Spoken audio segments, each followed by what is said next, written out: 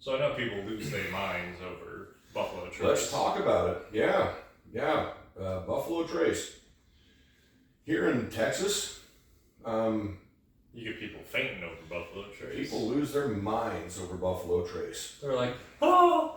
Now, to be fair, They are good. does They're Buffalo fantastic. Trace suck? No. No, Buffalo Trace is delicious. They're So- standard for a reason. Correct. So I think the problem with Buffalo Trace is years ago, let's call it probably 10 years ago when I got started in whiskey, Buffalo Trace, Eagle Rare, they literally sat on the shelves.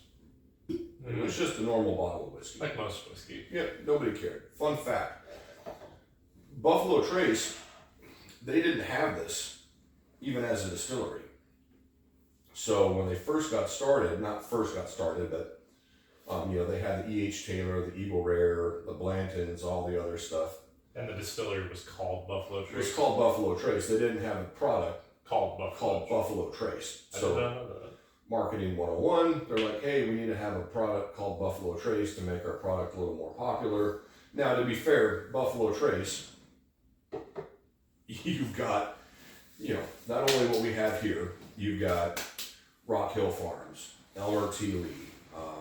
Buffalo Trace is a big organization. You've got they purchased the Van Winkle line. Did they? Yep, so they now produce all the Van Winkles, all the Buffalo Trace Antique Collection. Huge, gigantic distillery owned by Diageo. Diageo owns a lot of other things as well, from Canadian whiskey to... Diageo isn't owned by Sazerac. Oh, no, excuse me, you're right. Yeah, Sazerac. You're right. I had a brain fart. Yep, Sazerac owns all that stuff. So, anyway, somebody came to them and said, we need a sort of the bottom shelfer entry level, which is the Buffalo Trace. And then even after that, they came out with the whole benchmark line. Yeah. And for, something that goes for $19, upwards of $25, still one of the best bottom shelf whiskeys you can drink. Now, what I did, which is I really enjoy, and what Buffalo Trace does, which I wish more companies would do, is, they have, for the most part, for their bourbon line, they have two mash bills. They have mash bill 1, they have mash bill 2. So one of the fun things that they do is, depending where you're at in the country, is you can buy their White Dog. What is White Dog, you might ask, Cito? Well, White Dog is basically, this is what happens after you get your grains, you ferment them, and then you distill them. This is what's literally coming off their stills. Now, of course, what's in that bottle is watered down. No. Is proof down. No, It's not. not at all. So Oh. this comes off the still. Well, let me rephrase it. I don't know what it comes off the still at, but this is what goes into the barrels. I see. So this is the ABV is 125 proof. Oh. So this is the maximum that distillate can go into a barrel, new chargo container, and still be considered bourbon. Now, depending on what they're doing, they may add water to this before they put it in said barrel Sure. to get it to the barrel proof that they want, and then let it sit, whether it be 4, 6, 8, 10, 12, 15, however many years they want to let it sit. That's more what I meant. Correct. But yeah, this is the maximum it can go into a barrel and still be labeled bourbon. So we talked about in previous episodes, the higher the alcohol, great, you're getting a higher ABV when you pull the whiskey out of the barrel. However, it's going to take longer because there's less water, so it needs more time to interact with the staves in the barrel. Now, what I love about this is that you're getting the base of Buffalo Trace and Eagle Rare. Now, Buffalo Trace isn't not age stated. No. But in general, let's call them 4 to 6 year barrels. Sure. That's standard. Eagle Rare, as a 10-year age stated, 10 years is Youngest. the youngest. So whatever you see on a bottle of bourbon, if it says 10 years, well, that's the youngest bourbon that's in there. So you can have 12, 13, 14, 15, 18-year-old whiskey in there. Which you may put in there for flavor. Correct, because you have to counteract the over oakiness of a hyper-aged whiskey that may not fit with an Eagle Rare 17. So you could have like in the BTAC collection an Eagle Rare 17, or I think they even have an Eagle Rare 25. Really? Yeah, I believe so. Well, the double Wow. the double Eagle. You know, I didn't look it up. I should have, which I say a lot. I'm just too fat and lazy. But so the barrels that don't make that cutoff, they will then use for their younger age-stated products, right? So just because it says it's a 10-year-old bourbon doesn't mean, well, that's the maximum. No, you can have a lot older barrels in there. What I love about this, if you can find it, which I think I've only found the Buffalo Trace, and I believe that we got you a Bardstown, like a box. You remember the Bardstown box? I do. I still have Where it had the white dog, and then it had like a disco series and a fusion series. Disco, fusion, and the regular offering. Right. So what's fun when you really get into the weeds of whiskey, and bourbon in particular, is to be able to try the white dog, because you get to see what it started as and then what it turns into. You also come to the conclusion very quickly that there's only so far you can go with just unaged distillate. And to be fair, when you smell this, to me it's sweet cornbread. Mm-hmm. It's just like a great sweet cornbread that you would make at home. Sweet cornbread is a very good way to describe it. You know, but this is what bourbon starts out at. It's actually what, if you've read those history books that I gave you, it's what bourbon was, or whiskey was, in the States for a long, long time. Correct, because back in the day they didn't know what barrel aging did. Yeah, it was mostly happenstance, so they discovered what barrel aging did. Correct. They just needed something to transport their excess grain. And back in the day, when they were distilling in Kentucky and corn was abundant, if they couldn't move the corn, it's like, what do you do with it? Well, the Scottish, Irish that were in there, it's like, oh, we can take this grain, we can make it into a Alcohol. spirit, right? We can put it into barrels because it rolls better, and we can move that. So that's a better product because we know how to distill, right? But this is fun because it's 125 proof, but this is Mash Bill 1. This is Mash Bill 1. I don't know all the details about Mash Bill 2. I don't know what, Well, we haven't been to the distillery. I don't know what the weeded mash bill is for the, for the Wellers and the Van Winkles and stuff like that. But, to be fair, with a Buffalo Trace, an Eagle Rare, a E.H. Taylor, a Rock Hill Farms, Elmer T. Lee, a Hancock's, you can basically know that it's going to be one of two mash bills. And what's interesting about that is that it's two mash bills, and they all taste wildly different based on proof, based on where they're storing them in the rick house, right? Because that's going to change the ebb and flow of the distillate in and out of the wood staves, and to have that many products with essentially two mash bills, not getting into the weeded side of things, that's pretty wild, right? And to have products that are drastically different, it's a lot of fun. But when you drink this, it's just, and you smell it, it's sweet cornbread. Yeah, which it's Makes fun. sense. It's fun to see where it starts out at, and it's fun to see that, a couple hundred years ago, this is probably what they were drinking. Yes, Which- definitely. Doesn't suck. It doesn't suck. It sure beats water. It sure beats some stanky ass well water that you're getting, right? Indeed. So But it's funny how in all the history books that you read that the discovery that aging it in barrels does anything was pure accident. just happenstance.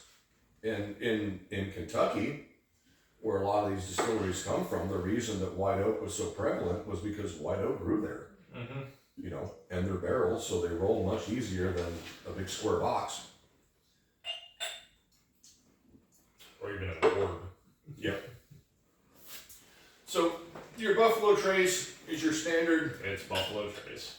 It's Buffalo Trace, depending on what I will say, depending on where you are in the country, It's you're either drowning in Buffalo Trace or you can't find it or to you save your can't life. find it. Now, full disclosure, excuse me, when I first started drinking whiskey, I've said it before, in Las Vegas, Buffalo Trace was everywhere. Still is. It still is, yeah. It's not as popular at least in Nevada, as it is in other parts of the country. It's what I cut my teeth on that in Jameson. Mm-hmm. So I got kind of the best of both worlds. I could buy them all. They were both pretty inexpensive. Very good. Now, people hold this up as the Holy Grail. I get it. I wouldn't go that far. But it's good. The problem is there's nothing wrong with it. It just it's standard. And that's not an insult, but it's standard for a reason. But I would say it's sweeter than I haven't had Old Forester 86 in forever, but I would say it's sweeter than that. So it's a little more approachable, right? A lot less dark. There's nothing really dark about it. Even with the red fruit, it's a lighter. It's more like a light apple. Yeah, or even a strawberry, right? This is coming from a guy that doesn't eat fruit, right? So it's a little more strawberry-ish. It's a little lighter, even with the sweetness. There's not a real big one note that pops out. There's just a little, if I had to be a light vanilla or a light, a very very light brown sugar, almost leaning more towards table sugar. Which makes sense why it's so damn popular. It's great. It's 90 proof. It's $25. It's fantastic, right? Let's not waste any more time. Yeah, let's not.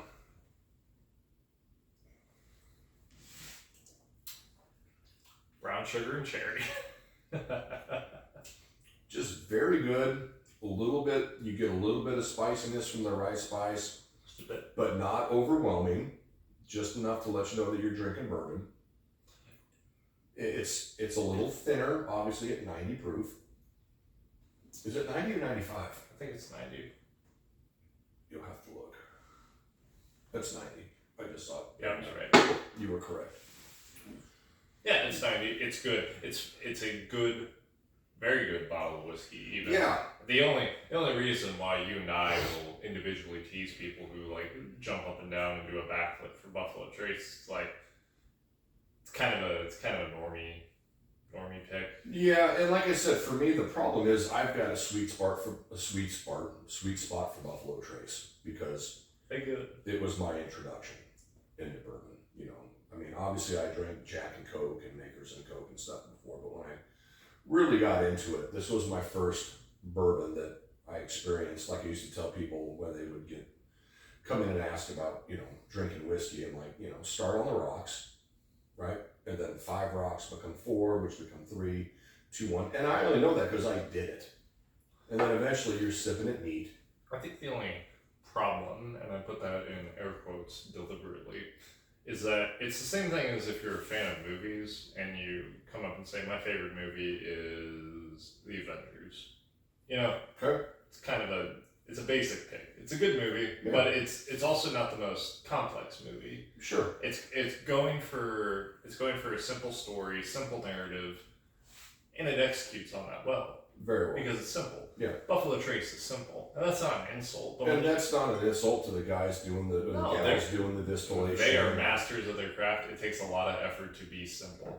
Yeah. However, when you're the 8th guy today that says, Buffalo Trace is my favorite, it's kind of let's get something more interesting. It's no, I get it, and I get it, and that's fine. And to those that love Buffalo Trace, that only drink Buffalo Trace, great. And good on you, more power to you. And depending where you are in the country, you can find it all the time. You're drowning or here in North Texas, I guess we're in Central Texas now. It's hit or miss.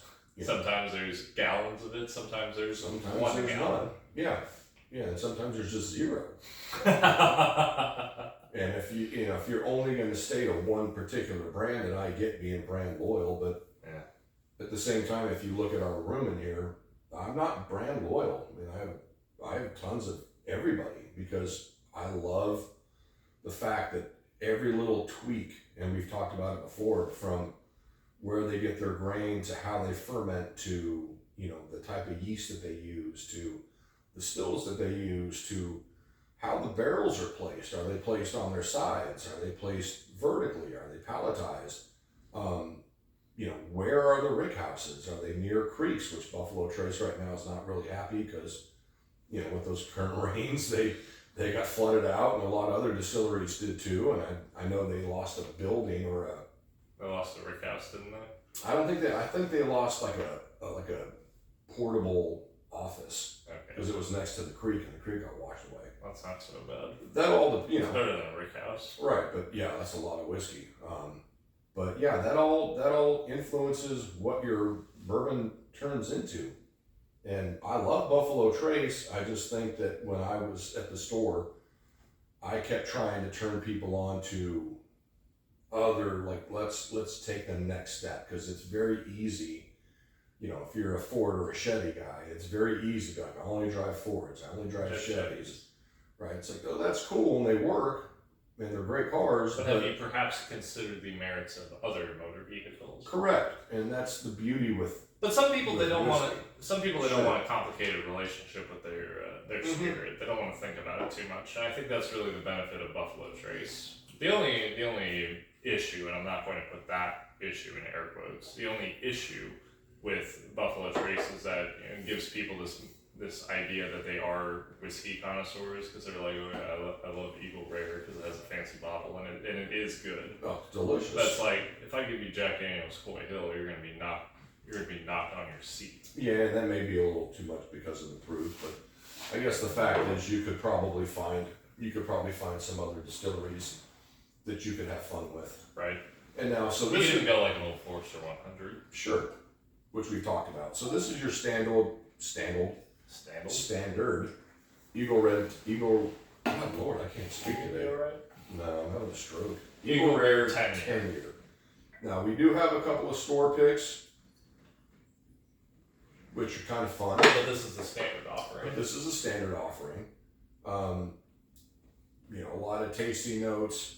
A lot of people you'll listen to, they talk about like a grape soda note. Grape soda. Yeah, like a grape note in there. Once again, 10-year age statement. Years ago, sat on the shelves because nobody cared. You hear a lot of old heads, they reminisce about the halcyon days where you could walk into any store and get Eagle Rare 10. Whereas Sure. Nowadays you have to wander into some no-name town in Nevada and you find Eagle Rare 10 in Blanton's on the shelf. Hope they have it, yeah. Yeah, that's, unfortunately, when, with popularity, then people start hunting for stuff. Same with the Weller. There's a reason why, most of the Wellers are screw tops. Mm-hmm. It was never meant to be Because it's fine. a premium product. It was an entry level. Except maybe the BYPB. Is that what it's Oh, called? the CYPB. CYPB. Yeah. And then they changed it too, the Antique 107 and the Weller 12 we have still a screw top. It's because it's Weller. Yeah. But, the Antique and the CYPB are quartz, but, that was never meant to be a Top of the line. top of the line. That was their entry. But as distilleries get popular, then, and listen, we just talked about it. They make great stuff. Yes, they do. It's not like their products are subpar. Yeah, but by necessity, lesser distillate it's just less complex. There's less going on with it. Correct. And people like what they like, and it's a popular product, and everybody wants to be the cool kid. It's just going to be thinner on the flavor profile. You see that in wine too. Like what's the example? Just in general, the older wine you get, and it depends on the year, the flavors are going to be more complex. And when Sure. a chateau says that they're using their best grapes, they really mean that. And then they're less expensive offerings, the grapes are going to be worse. They're still going to be good because they're going to sell you a lousy product. Right. Otherwise, it'd be barefoot or come in a cardboard box. Well, and it makes sense though, because they're growing the grapes. They got to sell the grapes. Yeah, but the lower quality grapes are still going to be good, all things considered, but they're going to be thinner on the flavor profile. They're probably going to have harsher notes in them. Yeah, I see that. It's no different. It's no different in whiskey. No, but distillation takes a lot of that out of it. So Sure. a lot of it is just, where you can take the distillation part and everybody basically distills very similar. You've got your different yeasts and your different, way that you ferment, and all that plays a role. Going back to Buffalo Trace, I said they're popular for a reason. Yeah, they're good. They're really good. They're standard for a reason. Yeah. Now, should everybody be hunting the stuff and driving up the cost? Because, here's the problem with Buffalo Trace stuff and some of the others is that the secondary market's nuts. That's the issue with centralization writ large. Everyone's hunting for Buffalo Trace. Everyone wants Buffalo Trace. Right. So quantity demand goes up. Price goes up. So there's one of the things that a lot of people don't know is that when you go into a standard, big box liquor store that's charging MSRP, they're going to make $5-ish, $8 profit per bottle. Sure. So when you see something like an Eagle Rare or Buffalo Trace, Eagle Rare is a $45 bottle. So when you have the demand that you have, and you get the smaller mom and pops, those liquor stores that have those, it's not uncommon to see a bottle of Eagle Rare for $150. Why? A, the demand's there, but B, if I'm a small mom and pop and I get one case of Eagle Rare, right? Let's say I'm going to make $30, right? That's my profit on a case, which is 6 bottles. But if I know people are going to buy said bottle at $30 and turn around and flip it on the secondary market for $150, Cut out the middleman. just cut out the middleman. Because if I'm only going to make $30 on said case, if I sell it at $150 and people know I have it, a lot of people like me would stay out of there and be like, no, I'm not wasting my time there. But for somebody that's heard about Eagle Rare, that's never had, Who's jumping up and down Right. with the prospect of tasting Eagle Rare. yeah, I think in North Texas I saw bottles going for $125, Ouch. and bottles of Blanton's going for upwards of $300. And it's crazy. And they're like, no, I'll just sit on it because one day somebody will come in that's never had it, that heard all about it, and they're going to pay. So for one bottle that I sold, I'm going to make more profit than I would have sold selling all 6 of my bottles at retail. Right? So that's the hard part when it comes to stuff that's really, really popular. Mm-hmm. Right? So I get it. I don't play that game, but I get it, Yeah, this is delicious. Brown sugar, vanilla, and a little bit of grape soda. I've never tried grape soda. I'm going to take your word on that.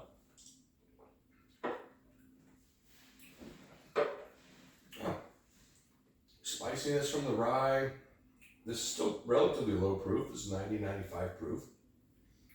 You get a lot more barrel influence, so you get a lot more of that oak, especially coming off the regular Buffalo Trace. Indeed. Right?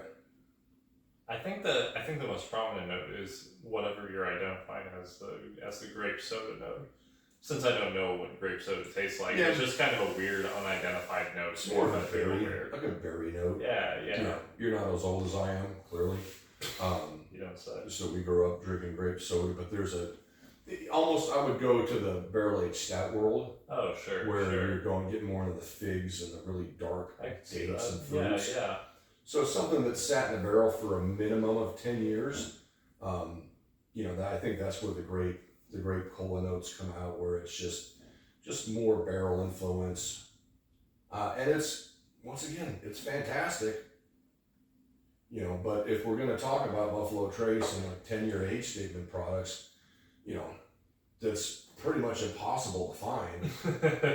Where like a Russell's 10 sits on the shelf, our Trails N10 that we've talked about That sits on the shelf. sits on the shelf. Now they're not the same thing. To be fair, that mostly has to do with legacy, because as you said, everyone knows what Buffalo Trace is. At this point, Everyone and their mother is hunting Eagle Rare, but you look at Trails N10 and no one knows what you're talking about. Correct. Or same with like an E.H. Taylor, even a small batch like that.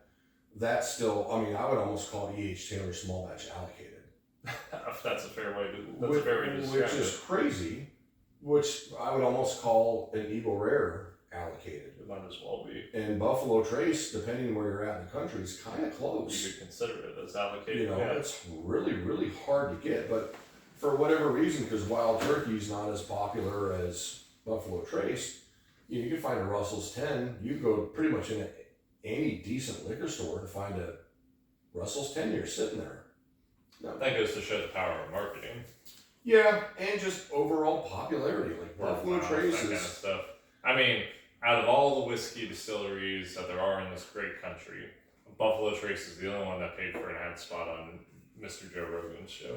Well, and they're the king of the hill right now. They are. Now, I'm not saying that they're the best whiskey ever, but with the portfolio that they built, you know, with the Van Winkles and the BTAC, and you know, they did a really, really good job. I'm going to say this, making them a premier product. I'm going to say this, even though it might be taken as an insult, but there are many restaurants in this world that their main selling point is consistency. Mm-hmm. McDonald's is one of them. You go to McDonald's because you know what you're going to get every time. Now, granted, everything that you get at McDonald's is going to be middling. Yeah. But it's like, it's the same reason you go to In-N-Out. In-N-Out is fantastic. Sure. I jump up and down for In-N-Out, but it's the same thing every time. It tastes the exact same every time. Right.